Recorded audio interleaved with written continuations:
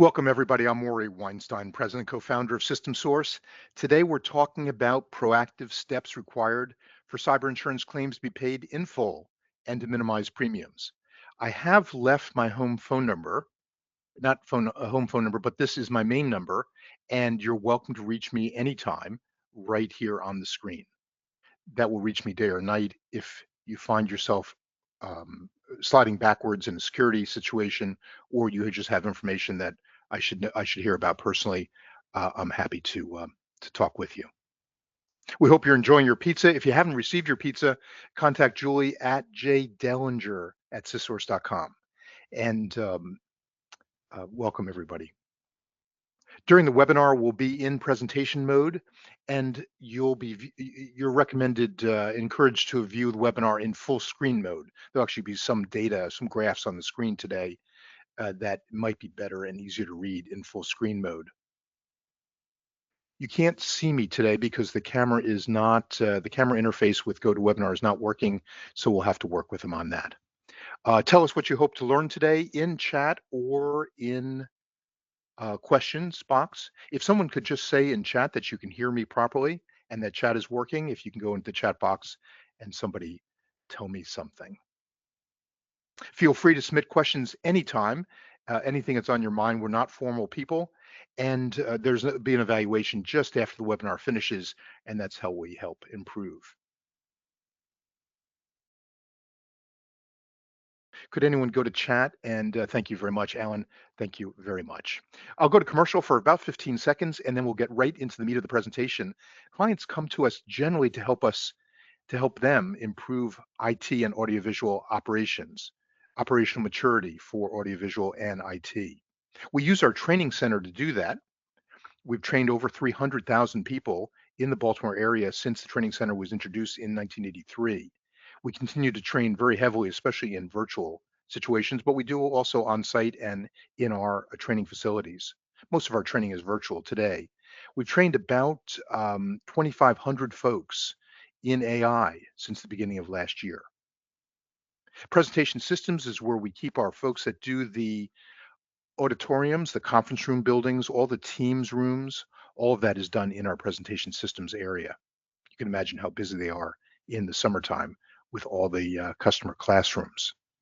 Consulting is where we keep our heavy hitters. These folks do our cloud migrations, all of our security assessments, all of our incident response work is done in our consulting forces. They average 30 years of tenure per engineer. Cloud services is code word for our data center. We've been running a data center in our Hunt Valley headquarters since 1995. So we took our cloud blinders off many years ago. Of course, much of our current work is being done at Azure and AWS. Service and support can be done two different directions. One is proactively, where we help with proactive activities in our support. That's managed services. And the other is the reactive work we do, which is a much lesser portion of our business these days, where people call us when it all sort of falls apart. Very difficult way to support, but we do some reactive time material support still.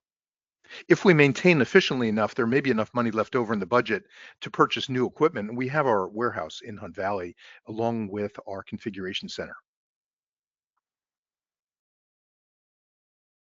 I've asked Julie to give us a peek at upcoming webinars. I'll be doing another one shortly on July 22nd, urgent IT security lessons from the new 2026 Verizon data breach report. They call it the DBAR report. That is a very interesting report, and it may save you time to attend the webinar versus reading all 120 pages. Wi-Fi security myths is coming up on July 23rd. That was Wi-Fi anything is still a popular webinar. AI as security risk and a security tool. That's coming in from the Know Before folks. And I'll be holding the setting expectations for managed services relationships in August 6th. I'll be handling that one personally. So if you like today's webinar or if any of these other titles are interesting to you, you'll get a chance to click through as you receive the deck later on this afternoon. And of course, all of these are on the front of our webpage. Our IT management series contains what we're talking about today, but there's lots of other pieces, including the Verizon analysis we just talked about, building cost-effective and crisis-free IT teams, all kinds of fun topics. Our agenda today wanders from understanding your security exposure all the way through how insurance firms rate your exposure, finding your security comfort level, important discussion, including at home, and also proactive steps reducing premiums. And of course, we ought to keep an eye on the question of who's going to do all this work. That's all part of today's agenda. But at System Source, we're very sensitive to management messaging, to messages management sends. Therefore, we also understand that the first step in approaching a difficult issue like security is to write down where we are and be honest about it. So, our message to our staff is we are at yellow alert. We started at red alert, but we've made enough proactive activities and enough movement towards security that we can go to yellow alert. Even yellow alert's not easy to keep up for long periods of time, but at least the staff is in tune with what's on your mind. Management messaging very important. I'll also note, based on the theory behind today's presentation and why it might be worth an hour to focus on security and insurance, is I think based on my 44 years in IT management, IT security risks would be cut in half instantly if every person on this call, every IT manager, every CXO asked for four numbers, only four numbers, and also checked IT services vendor performance or internal performance one time a quarter. It's hard to believe that this could work, that life is this simple, but that's my prediction. Cut in half instantly for IT security risks. Four questions to ask. One, percentage patches. Two, percentage 2FA. Three, fishbone percentage. And four, backup completion percentage. All really important questions. So that's really the theory behind today's presentation. Let's go right into understanding your security exposure. First, we have to define it. Like anything else, to understand it better, we've got to get it into a single sentence. Defined as overall risks minus what we insure for, minus the risk reduction efforts that we undertake together. So that implies that we better formally list these security risks and a plan for each one of them. The good news is each one of them sounds like such a hard game.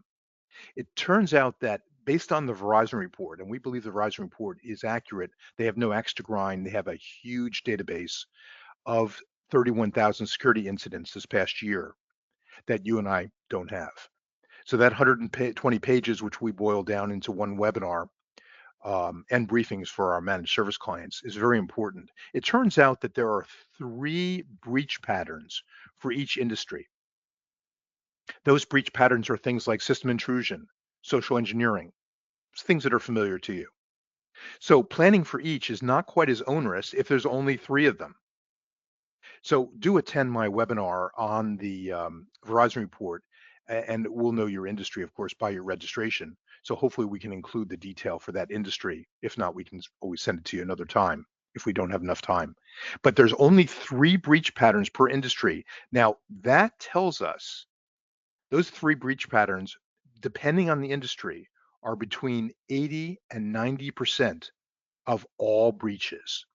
So that tells us if we can get good enough, and the if is a big if, I understand that, to cover three breach patterns for your industry, that covers 80 some odd percent of your breaches. So this planning for each is an effort, but not an insurmountable one. So formally list security risks and a plan for each. We're going to talk today about insuring for risk. There's a whole nother session or many sessions on reducing risk. And of course, there's always the category assuming risks.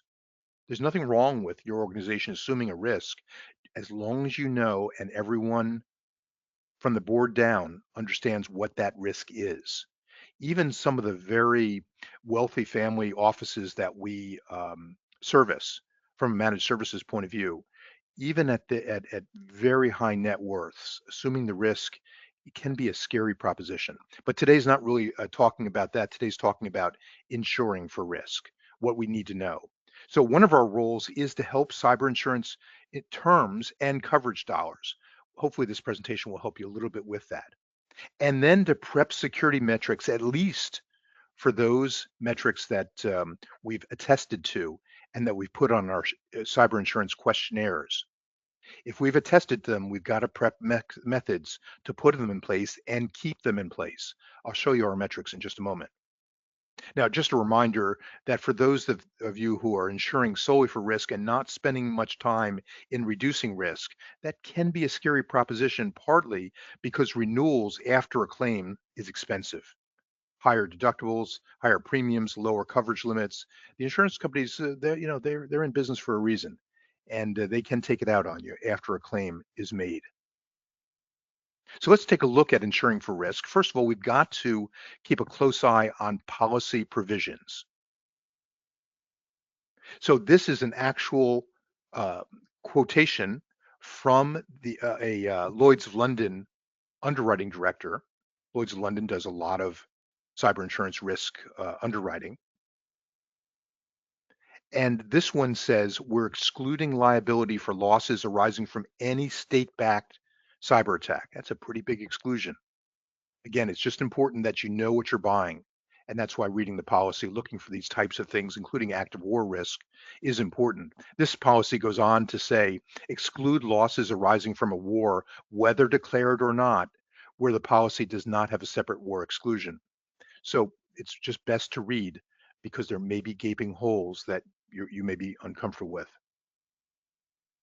I talked about looking at our dashboards because we're going to make certain attestations. You're going to make certain attestations and fill out your cyber insurance questionnaires.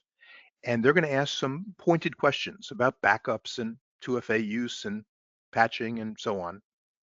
And for us to answer them, of course, honestly, all of us, of course, will do that, and to keep track of what attestations we make.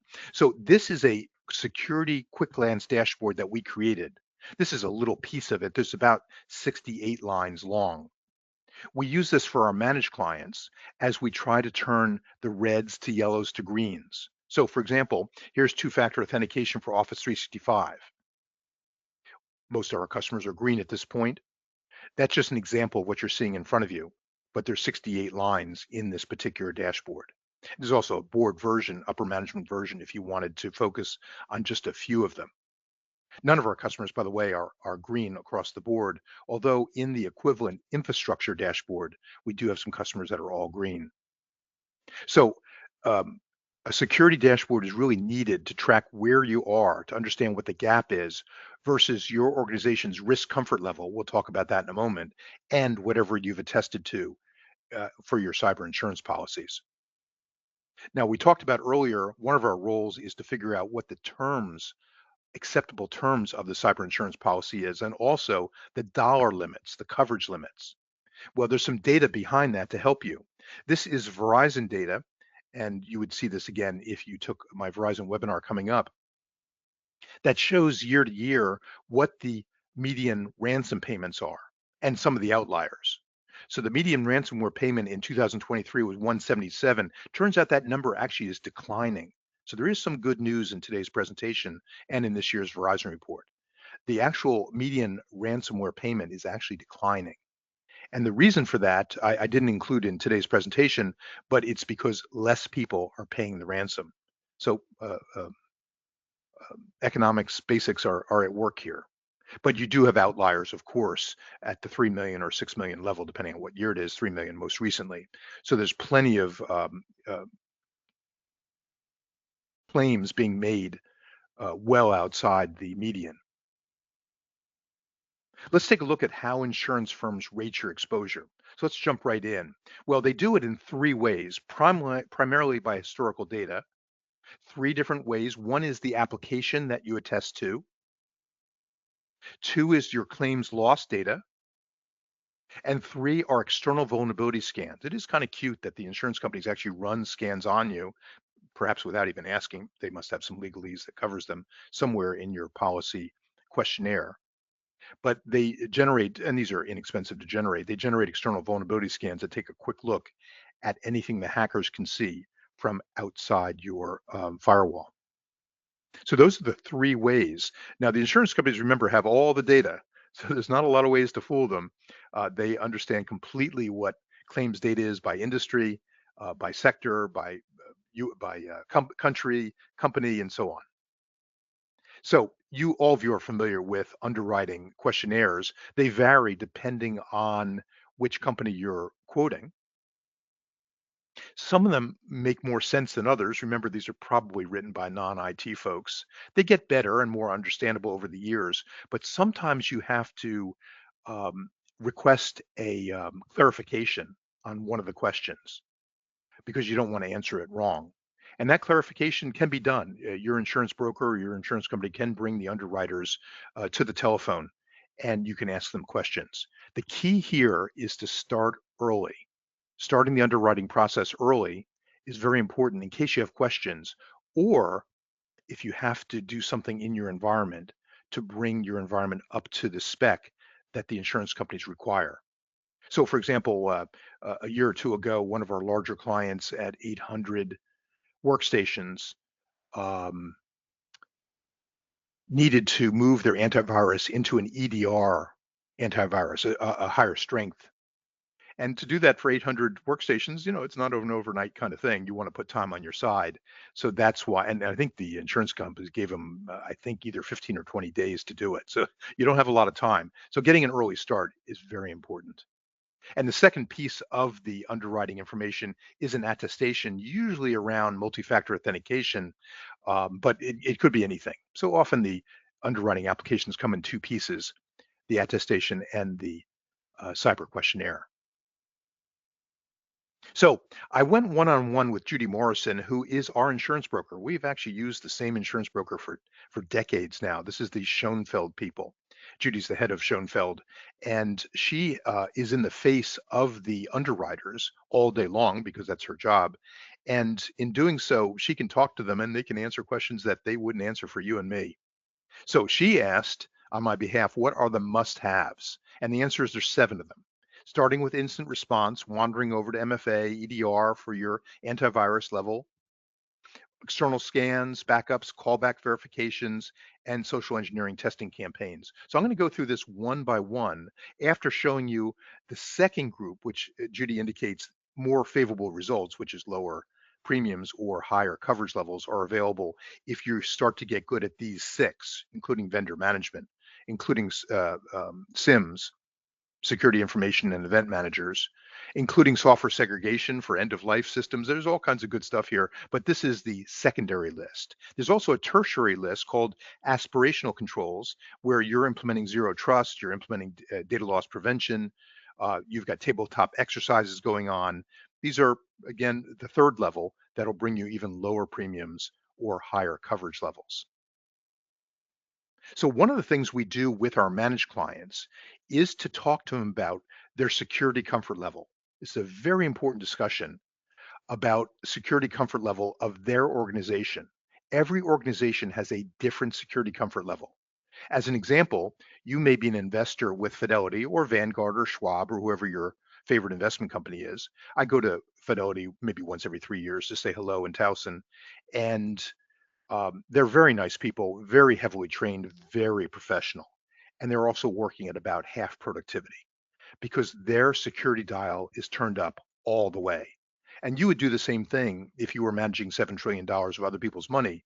Your security dial would be turned all the way up also. But you and I are not Fidelity, which means we have other levels of security comfort, varying by the culture of our organization, the resources, the budgets involved, how serious the owners feel about security. All of that factors into security comfort level conversation. So one of the things I did is I created this basics chart many years ago. But to see whether this chart holds any water, I then cross-referenced it with Judy's um, must-haves. So these seven items appear right here with these notebooks, notepads right in front of them. One, two, three, four, five, six of them. So at least six of her must-have list appeared on our basics list. That told me that our list had some integrity. So there's a version of this graph for those with limited budgets.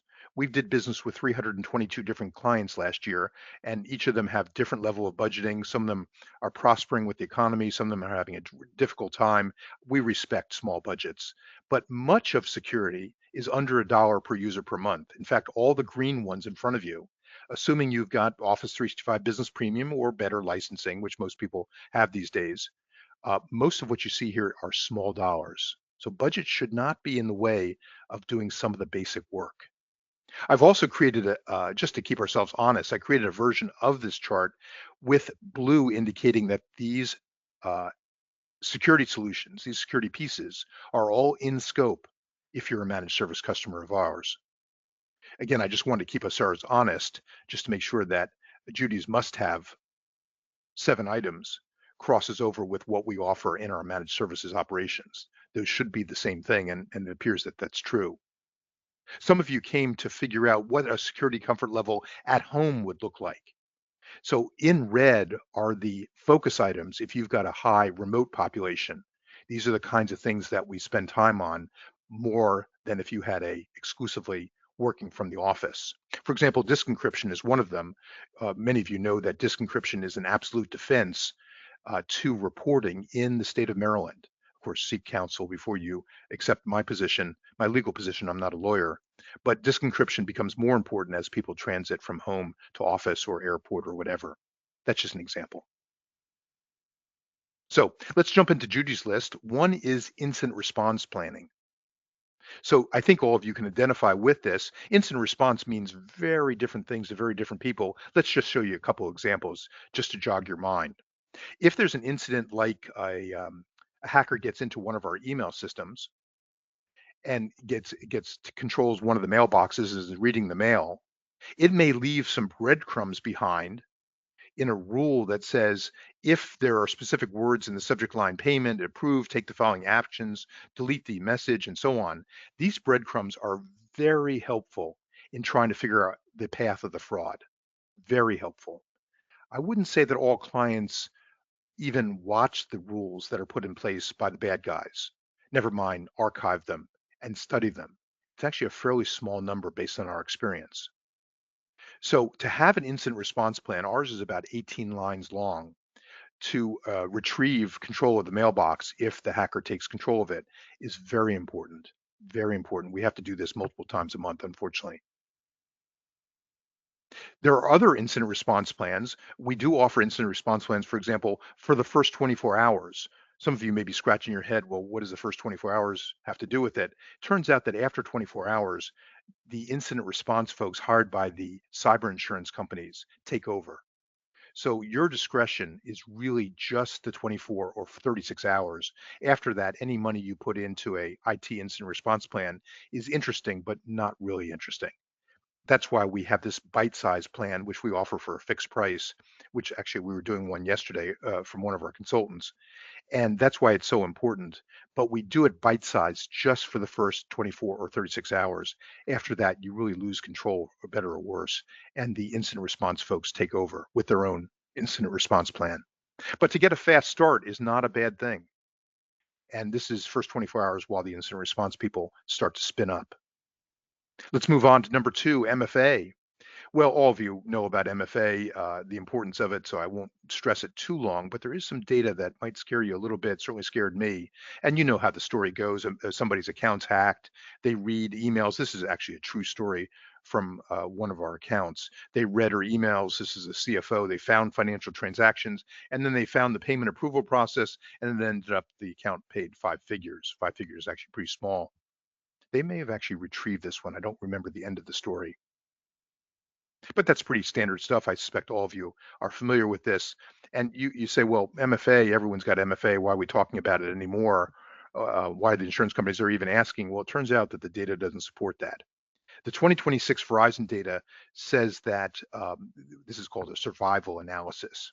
So for people who have MFA exposures, that means some configuration or other problem with MFA, turns out that those stick around about a month at a 50% level. So about half of that exposure is still there at a month after the initial detection. So that's why, as you heard me talk about IT managers asking for a percentage of MFA enforcement is so important. You saw that earlier on in today's presentation. And it lingers even at a third at day 240. So there are some people not paying attention. And I just want to make sure everyone on this call is paying attention, asking that question. The question feels intrusive to your IT department, but you can see the importance of it. I should note that 37% of organizations looking at a different data set within Verizon had a admin account with MFA disabled on an infrastructure as a service offering, 37%. For reference, only 14% of organizations had an admin account with MFA disabled on Snowflake, which of course was subject to the breach campaign last year. So Verizon says that leads us to believe that customers got the memo from last year's breach campaign. This really underscores a lot of our proactive activities, which hopefully you emulate if you're not a managed client of ours on your own. The importance of the proactive activities that, for which we study accounts, credentials, service accounts, over permissioned accounts, accounts that haven't had a password change in a while. All of that is part of our reporting and analysis. Very important work. EDR is next. EDR, you know, is the advanced endpoint protection. All of us run antivirus, but there are two things that pop up we see repeatedly. One is that antivirus has a way of disappearing if you don't report on it. Not 100%, but you will see spotty endpoint protection if you don't report on it. That's our experience. If you do report on it, of course, it's easy to put antivirus back on again if something falls off or it gets hosed or corrupted or the updates stop going or whatever the problem is. The second is many of us started with antivirus that was not EDR ready, meaning it's not a high level of antivirus. And you have to look for the words EDR and make sure that you've got that in place before you sign that attestation form or that cyber insurance questionnaire. In our particular case, we're very heavy semantic folks and have done that for decades. Um, and EDR is part of their SCSC package. And of course, it's usually more money than the non-EDR. But again, we've got to make sure that whatever we've claimed on our attestation forms, that we live. Number four, external scans. I found this somewhat interesting. And this is actually old data. This is March 2020 data. I don't use old data very often, but this one opened my eyes tremendously, and it came through Verizon report that year. In this case, BitSight Technologies, which is one of the vendors that the insurance companies use to look at your external scans. By the way, they look at it during quoting time. They also look at it during the term of the policy. We actually get a note from whoever our insurance company uses. It may be BitSight from time to time. Often they confuse us with somebody else, or they're looking at customer systems in our data center or something that they just don't know about. But often, from time to time, I get an email from them that said, "Can you take a look at this exposure?" Um, In this case, during quoting, BitSight looked at malware on home networks and then also looked at the networks of the same employees, looked at the corporate networks. So they're looking for the same employee, they're looking at home networks versus corporate networks. What did they find? Well, they found in nearly every case the specific malware was far more prevalent on the home network. That's kind of interesting. In fact, this trick bot, which is an infection often preceding ransomware, was on home networks at 3.8 times the rate of the corresponding corporate network. That tells me that people at home have various computing practices that you might not be proud of. And you might not be happy, especially if these are unmanaged workstations. But in any case, we've got work to do on the home systems. Now, it may have gotten better since COVID time. Remember, this is March 2020 data, but I'm not sure about that. We've got additional pressures for working and computing from home. We've helped our clients out of BYOD into situations where our firewalls are checking for status before the home systems are onto the network. We do a lot of Intune work where you can feed Intune uh, and tell it to allow on the network only enrolled systems. So your exposure is well down. There's lots of ways to skin this, but of course, it all comes from recognition of the problem first. Let's move on. Number five, backups. Backups, of course, should be immutable, and the insurance companies are starting to ask questions using the word immutable. All of you know that immutable means your data is unchangeable, can't be deleted during the defined immutability retention period.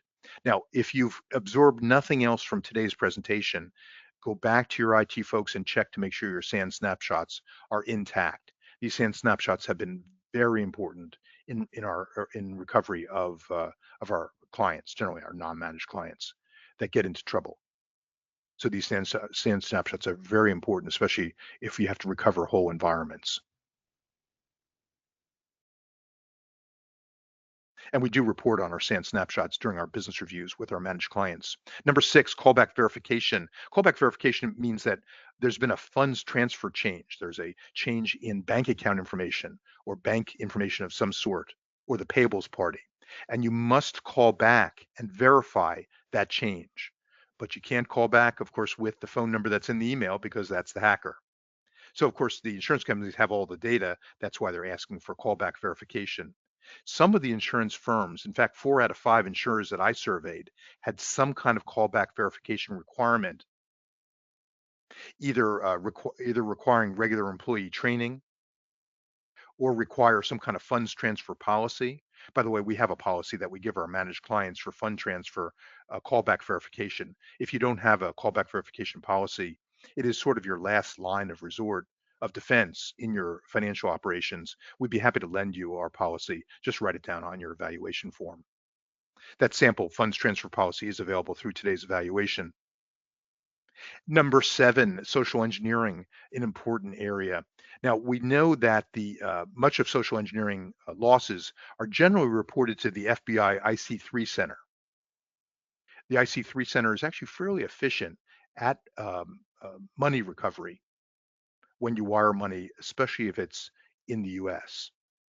The average claim for these what are called BECs, business email compromises, is $50,000.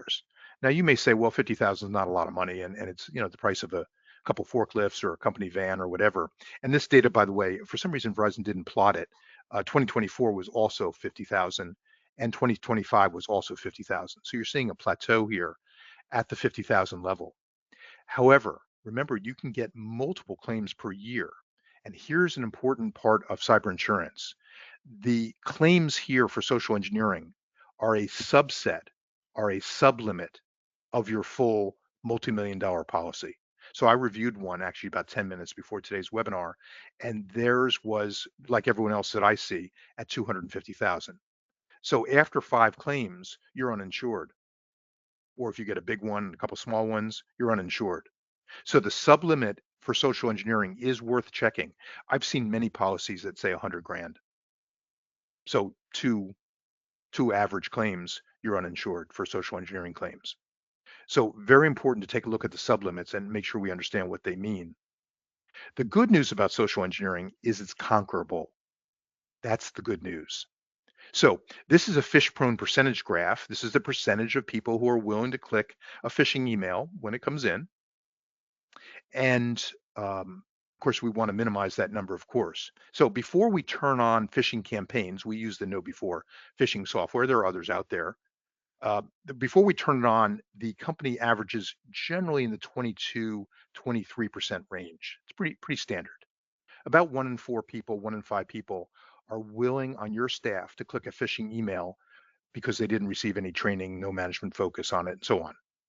Once you turn on Know Before and you set it up properly, I can't stress that enough, implementing best practices with Know Before or whatever package you're using is very important. These best practices include things like double phishing targeted groups like your accounting folks, HR folks, your C-level folks. Have 2 campaigns, making sure that these campaigns are weekly, not quarterly, not yearly. So there's all kinds of best practices. I just gave you a couple of them. And when you install those best practices, look what happens. The phish prone percentage falls into the noise and stays there over a long period of time. For $3, $4, $5 a month per user, I don't know of anything else that solves business problems, security problems, IT problems like this does if it's properly implemented. We have plenty of clients that are sitting in the 10% range, and at 10%, of course, you're a target, and we must help you get down to the low end of the range. Verizon shows 1.4% to be the median across their big database. This particular data set, which we know who this data set is, it's a data set that we've created. It is a real company. We don't believe in any of our manufacturers' data, so we create our own data sets. This particular data set for the last 6 months is at 0.3%, which means you're not a target. The hackers don't want to work too hard for their money. They move on to somebody who's at 10% or 15 or 20 or whatever. Much easier targets. So I can show you our internal data on fraudulent 365 logins. This is tracking by quarter since 2021. You can see the shape of the line indicates some progress is being made. We're not going to take credit for all of it. Some of our clients are doing better jobs with their staff, enforcing no before use, making sure that they've got the right training campaigns going on, best practices put in place. So, and some of them are buying better licensing. Microsoft licensing the P2 series, for example. So there's lots of things going on here. I'm troubled by these two data points here at the end. I did check that this last one this morning because six a quarter still shows progress, but not enough to satisfy me. I did check that all the Q2 clients that show up on this bad list where they had fraudulent logins either didn't have know before or we don't manage their know before, indicating they didn't install best practices. Turns out that KnowBe4 is an interesting package. I suspect there are others like it. Maybe your accounting software is similar. That if you don't set it up right, it's actually kind of worthless. So it certainly taught me something. But I did mention that Verizon notes that 1.4% is the social attack campaigns for email, and that's the median, 1.4, in case you want to benchmark. KnowBe4 does give you benchmarks by industry, and 1.4 is Verizon's equivalent. I'm going to move on to, I think, our last category, which is patch management and end of life software renewal. I think all of you identify with this, but you got to watch this one very carefully because Chubb Insurance, which does underwrite a lot of cyber insurance, they will reduce your claim by a half if you haven't patched, if the offensive patch is not installed at 45 days. And they'll reduce your claim by three quarters if you're 90 days behind. So these are important things. Now, of course, the way they word it is, I wouldn't say confusing, but it certainly doesn't give you the warm feeling. They call it a 45-day grace period. So they give you a 45-day grace period to patch whatever ails the system, and then they reduce your claim by half. So for those of you who signed up and asked about reduced claims, this is one example of that. Now, all of you have been through this with patching problems. You know that incomplete patching is a popular issue. Some PCs are not requesting patching; they're out of disk space or whatever. Some vendors aren't patching. Some PCs are hidden in time clocks and displays, and some operating systems are frozen because of software incompatibilities. There's all kinds of reasons. This particular one required 200 computers to be replaced in a large ransomware situation that we handled. In this case, the source was traced to its parent hospital. Now, all of you are wondering why patching is even a question. Well, patching is complicated. I don't know if you've ever taken a moment to list the it's 9 ways to patch. By the way, this doesn't include the self-patching software that patches generally when you open it. This is not even on the list. There's 9 different ways to patch. So patching is complicated, and if you ever write down how many different areas you have to observe and to make sure that it's perfect, it's just not easy. The other thing we're seeing, and this is a result of what we just saw a moment ago, where patching is not easy, the median time for a vulnerability to be fully patched is 43 days. That's days from initial notification. And these are for the bad ones. These are for the KEVs, the known exploited vulnerabilities. So even for the difficult, the bad, the published, the high pressed patches, we're still taking 43 days on median to be fully patched. Now the question is, why is that true? Verizon says, well, one of the reasons might be because the number of them are increasing. In 2024, this number was 11. The number of KEVs per organization has risen from 11 to 16. So just the workload alone, never mind the fact it's boring and so on. We have seen some light at the end of the tunnel here. And we have quite a bit of reporting that we use for our managed customers, I'd encourage you to bring reporting to your management meetings. We keep our patch scores in the mid 90s. We know it's a bit of a lost art, partly because we measure our clients as they join us in our managed services operations. That measurement historically has been less than 30%. We have seen some examples recently of things getting better, but in a couple weeks worth at work, we can bring those patch scores up into the mid 90s and keep them there. Very important not to be a soft target with light patching. I should also note that backup reporting is very important. Those of you who are not getting daily backup reporting, I can't encourage this enough. All of you know, because you're mostly in the IT fields joining us today, that unwatched backups, the first thing that happens with an unwatched backup is it stops working. That's the old adage of IT. I'm not sure I'm ever going to be able to explain why that's true, but the minute you stop watching your backups, they'll stop running. That's why we wake up in the morning, long before I wake up in the morning, my staff looks at every backup job every day for our managed clients. This little piece of a spreadsheet is about 600 lines long. So we're watching many hundreds of jobs each day to make sure they complete, or we understand the errors and solve them. Hopefully that part of the presentation gave you some benefit. You may be questioning, well, who's going to do all this work? There's a lot of work to be done. And Gartner, which you know is the grandfather of research for the IT industry, has what they call the run, grow, and transform model for IT. The run, grow, and transform model by Gartner does remind us that not all IT tasks are created equal. Some tasks require intimate knowledge of the environment. Some tasks give you tremendous competitive advantage.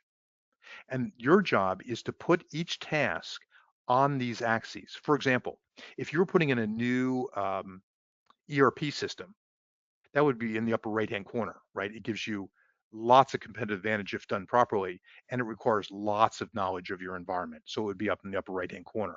So would a business dashboard system.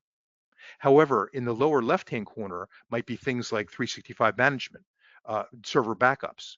Those give you little competitive advantage because everyone should be doing them and don't require tremendous business knowledge of your environment. So depending on what task, each task will appear at a different portion of the run, grow, transform model. Then Gartner overlays this where run is on the left-hand column, left-hand side, transform is in the upper right-hand side.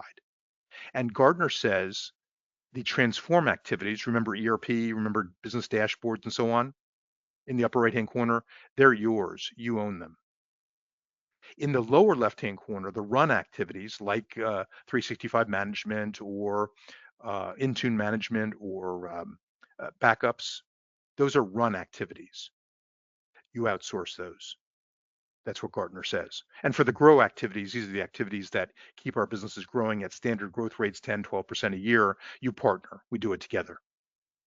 So that's an interesting conclusion and really opened my eyes when I first saw this years ago as to what activities should be outsourced and what you own. There's lots of other interesting things that we probably don't have time for today talking about this chart. But one of the things that you hope over time is that the run activities start to decrease, partly to free up the money to do transform activities. Some people say that the real success of an IT manager is reducing the run activities and the expense associated with them, all the people, all the tools, in order to free up money to produce transform activities for the organization. Not easy to do. You would hope the run activities decrease over time, but unfortunately, the data does not support that. These run activities tend to consume the same portion of the IT budget over time. That portion, by the way, doesn't seem to vary much by industry. Gartner tracks that portion at 65% here in the run activities, and the grow activities at 20, and the transform activities at 15. Hopefully that adds to 100. It does. So to summarize today, educate management on the risks assumed versus insured. Everyone's got to be on the same page as to risks assumed by the organization versus those that are insured or mitigated for that matter. Get an early start on the renewal. The insurance companies in general love to pop the renewals in giving you 20 days notice, 25 days notice. Well, that's fine. It certainly limits your negotiation possibilities, and it also puts the time clock on and the pressure on for any remediation needed to get better rates through the security questionnaire or the attestation forms. Reach out to us or some provider if you're for insurance or IT assistance if your internal resources are stretched thin. That might happen, especially if you wait a little long on the renewal and there's some change to the environment that's needed. And of course, a reminder to manage to the insurance security recommendations and requirements at a very minimum. Make sure those stay in place, that 2FA stays in place if you've made that attestation or filled out the questionnaire. So hopefully today's presentation had some value. I asked Michelle Robinson in our learning center, she runs our learning center, to provide some promotions on our security courses. We have about 3,000, over 3,000 courses open for enrollment. Some of them we create here internally, some of them we resell from our partners. And of course, Michelle's reminding us that we do sell and implement uh, know before. If some of you aren't getting the right bang out of your know before investment, we do have a fixed price by which we reset up know before, putting in best practices. That has been very helpful. After doing this a number of times, we can actually see from 20 feet away what ails each know before setup and are able to improve on it. So now's a chance to ask about IT or to contribute any thoughts that you have, things that you've tried, didn't work, did work, things that you recommend. I'll be quiet for a moment. Maybe I'll go right to give you a moment to do that. I'll go right to the questions that you asked when you registered. So I have those in front of me. I'm going to put my glasses on to see them better. I'll use first names only to protect confidentiality. Cindy, welcome today. Understanding security risks is what you'd like to learn about. Hopefully, you've got some of that today, especially from an aspect of what the insurance companies are looking for. It does, the world, Cindy, does narrow down quite a bit. You're in the medical area. So, one of Verizon's area that they spend quite a bit of time on is healthcare. So, for you to attend our session or to have a separate session for you and talk about the three breach patterns that Verizon has researched based on 31,000 security incidents last year that are in your sector. You don't have to worry about finance and insurance. You don't have to worry about state and local government. For you to know the three patterns in your area that constitutes probably 85, 90%. Actually have the number, but not in front of me. Is worthwhile. Focus is everything, as you know. Tim, welcome. Um, and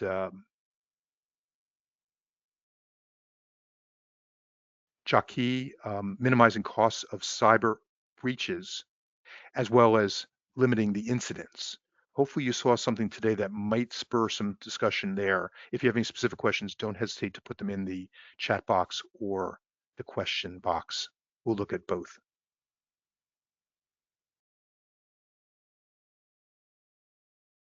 Of course, the biggest thing you can do in minimizing costs of cyber breaches once one occurs is not to pay the ransom. That implies that your backups are in good shape. Derek, welcome today. You're responsible for cyber insurance, cybersecurity. I'd like to have this knowledge in case it's needed in the future. Hopefully not, and hopefully this is a proactive look for you. Thomas, welcome. Why claims aren't paid in full and what insurance companies expect. So hopefully we tore that apart in reasonable detail for you. Why claims aren't paid. Part of that is the language of the policy. Remember that Chubb policy that reduces the claim by 50% if the patch was not in place for 45 days.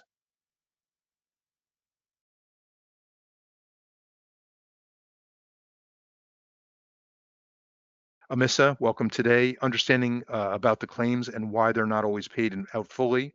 I should tell you that barring exclusions that are written in your policy that you'll either read or don't read or send out to counsel or whatever, um, my information from Judy says these claims are being paid. So that's some good news from today's presentation.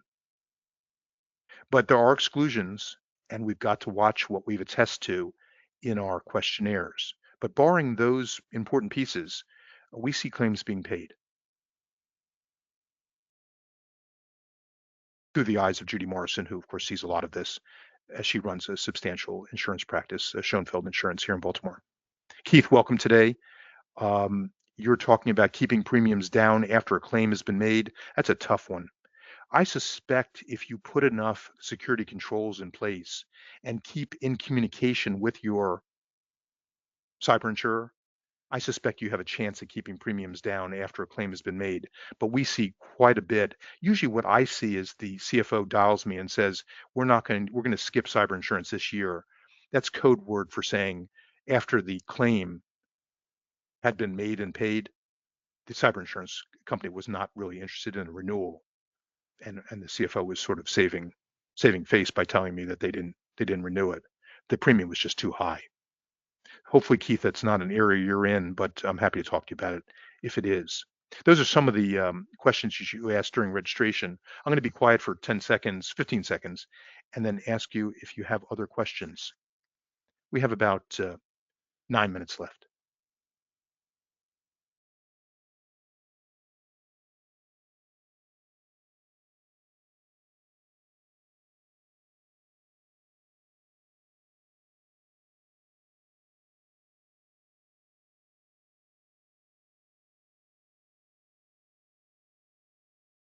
Unless you have additional thoughts, we'll go ahead and close for today's session. My time is yours. I am passionate about reducing claims and losses due to cyber incidents.